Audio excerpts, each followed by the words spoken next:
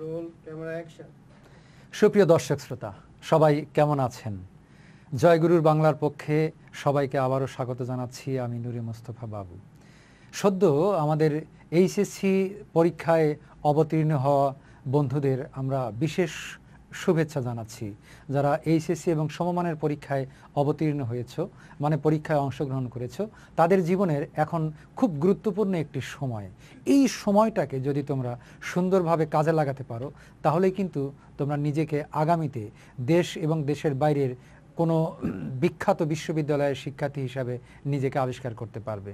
আর এই সময়টা যদি হেলায় কাটিয়ে দাও, আড্ডা, বন্ধুবান্ধব, ঘোরাঘুরি, ফেসবুক, ইউটিউব, তাহলে কিন্তু কপালের দুঃখ অনিবার্য। তোমাদের জন্য স্পেশালি আজকে আমার এই আয়োজন, সেটি হচ্ছে উপপদ তৎপুরুষ সমাস। সমাস থেকে সব রকমের পরীক্ষায় কিন্তু প্রশ্ন আসে, একাডেমিক পরীক্ষা থেকে শুরু করে বিশ্ববিদ্যালয় ভর্তি পরীক্ষা, এমনকি চাকুরির যত রকম পরীক্ষা আছে বিসিএস সহ সকল পরীক্ষার জন্য কিন্তু সমাস খুবই গুরুত্বপূর্ণ। সেই সমাসের ভেতর থেকে আমি বেছে নিয়েছি আজকের আলোচনার বিষয় হিসেবে উপপদ তৎপুরুষ সমাস। এটি শিক্ষার্থীরা নানা কারণে গুলিয়ে ফেলে, একটার সঙ্গে আরেকটাকে মিশিয়ে ফেলে, কারণ এর সংজ্ঞার্থ অপেক্ষাকৃত একটু কঠিন। আজকে এটিকে আমি সহজভাবে উপস্থাপন করার প্রত্যাশা নিয়ে সবার সামনে উপস্থিত হয়েছি। লক্ষ্য করুন, কৃদন্ত পদের সাথে উপপদের যে সমাস হয় তাকে উপপদ তৎপুরুষ সমাস বলে। আমাদের ঝামেলা হয় এই জায়গাটি যে কৃদন্ত পদ এটা আবার কি ব্যাপার, এই বিষয়ের সাথে আমরা অনেকেই পরিচিত নই। কৃদন্ত পদ সেটা কি করে চিনব, কি করে বুঝবো? ভয়ের কিছু নাই প্রিয় শিক্ষার্থী। এই ভয় দূর করার জন্যই আমি আপনাদের সঙ্গে বরাবরের মতোই রয়েছি, আগামীতেও থাকবো ইনশাল্লাহ। কৃদন্ত শব্দের অর্থ হলো কৃত প্রত্যয় দিয়ে গঠিত শব্দ। বাংলা ব্যাকরণে প্রকৃতি প্রত্যয় নামে একটি অধ্যায় আছে। আমরা জানি যে প্রত্যয় দুই প্রকার, কৃত প্রত্যয় এবং তদ্ধিত প্রত্যয়। সেই কৃত প্রত্যয় দিয়ে যে শব্দগুলো গঠিত হয় সেই শব্দগুলোকেই কিন্তু আমরা কৃদন্ত শব্দ বলি। যেমন ধরুন, আমরা এখানে লিখলাম মার, ময়কার আর র, মার। এই শব্দটি গঠিত হয়েছে কিভাবে? প্রকৃতি প্রত্যয় দিয়ে। এর প্রকৃতি হচ্ছে মৃ আর এর প্রত্যয় হলো অ, এবং এটি হচ্ছে কৃত প্রত্যয়, কারণ এই মৃ ক্রিয়ামূল বা ধাতু।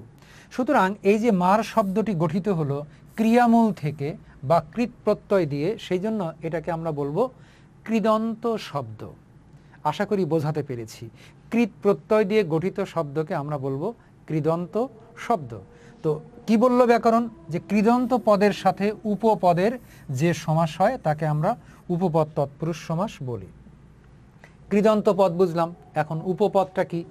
উপ দ্বারা তো বোঝেন জেলার চাইতে যেটা ছোট, জেলাকে যেটা সহযোগী ভূমিকায় কাজ করে বা অবতীর্ণ অ্যাসিস্ট্যান্ট হিসেবে কাজ করে, সেটাই তো উপজেলা। অর্থাৎ সহযোগী জেলার যে কর্মসূচি সেটা বাস্তবায়নের জন্য তার সহায়ক ভূমিকায় কিন্তু উপজেলা থাকে। উপ একটি উপসর্গ। উপ দ্বারা কি বোঝায়? অনেক সময় ক্ষুদ্র বোঝায় বা সাদৃশ্য বোঝায়, একই রকম দেখতে অথবা ক্ষুদ্র, এই দুই রকমের অর্থে কিন্তু আমরা উপসর্গকে ব্যবহার করি। অতএব উপপদ, এখানে উপপদ মানে হবে আরেকটি সহকারী পদ বা সাদৃশ্যপূর্ণ আরেকটি পদ বা এর অ্যাসিস্ট্যান্ট একটি পদ, সহজ কথায় আপনি ধরে নিতে পারেন। তাহলে কৃদন্ত পদ কোনটা? এই যে একটু আগে আমরা লিখেছিলাম মার, এই মার ক্রিয়া দিয়ে গঠিত পদ, তার সাথে একটা উপ বা সহকারী পদ আমি বসিয়ে দিলাম, সেটা হলো পকেট। সুতরাং এই পকেট মারের মধ্যে মার হলো কৃদন্ত পদ আর পকেট হচ্ছে উপ বা সহকারী পদ। সুতরাং এই সমাসের নাম হবে উপপদ তৎপুরুষ সমাস। এটি আপনি যদি এভাবে না বোঝেন বা সহজে মনে রাখতে চান, তা আমি এবার সেই আলোচনায় যাব। সহজে কি করে মনে রাখবেন? যারা এত কথা বুঝতে চান না বা বুঝতে পারছেন না, তাদের জন্য মনে রাখুন যে বাংলা ব্যাকরণে এক কথায় প্রকাশ বলে একটি বিষয় আছে। যেমন আকাশে চড়ে যে খেচর, জলে চড়ে যে জলচর, এই রকমের বিষয়গুলো।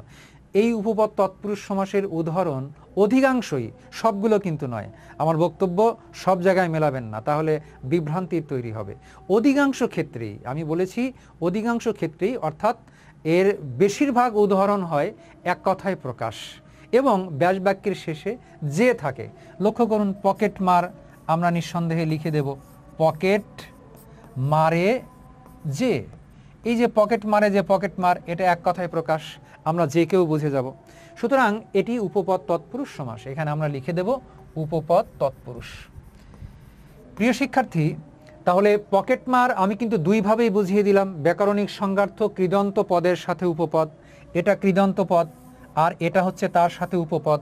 কৃদন্ত পদ মানে কৃৎপ্রত্যয় দিয়ে গঠিত পদ, পূর্বাহ্নে আমরা বলে দিয়েছি। আর সহজ পদ্ধতি কি, যে এটি প্রায়ই এক কথায় প্রকাশ এবং ব্যাসবাক্যের শেষে যে থাকে।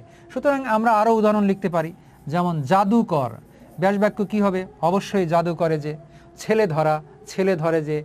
গৃহস্থ, গৃহে থাকে যে। প্রশ্নকর্তা, প্রশ্ন করে যে। তার্কিক, তর্ক করে যে। এগুলোকে আমরা বলবো উপপদ তৎপুরুষ সমাস।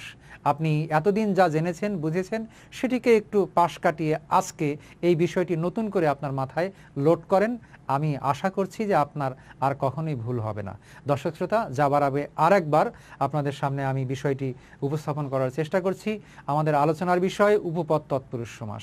ব্যাকরণ কি বলল? কৃদন্ত পদের সাথে উপপদের যে সমাস হয়। কৃদন্ত কোন পদ? কৃৎপ্রত্যয় দিয়ে গঠিত পদ। উপপদ কি?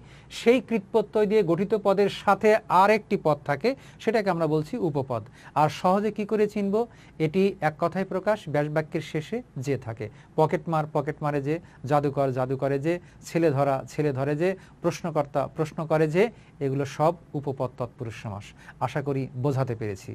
দর্শক শ্রোতা, জয়গুরু বাংলার সঙ্গেই থাকবেন। বাংলা ভাষা এবং বাংলা সাহিত্য এবং বাংলা ব্যাকরণ আপনাদের কাছে সহজ হয়ে উঠুক, সেই প্রত্যাশায় বিদায় নিচ্ছি। শুভ বিদায়।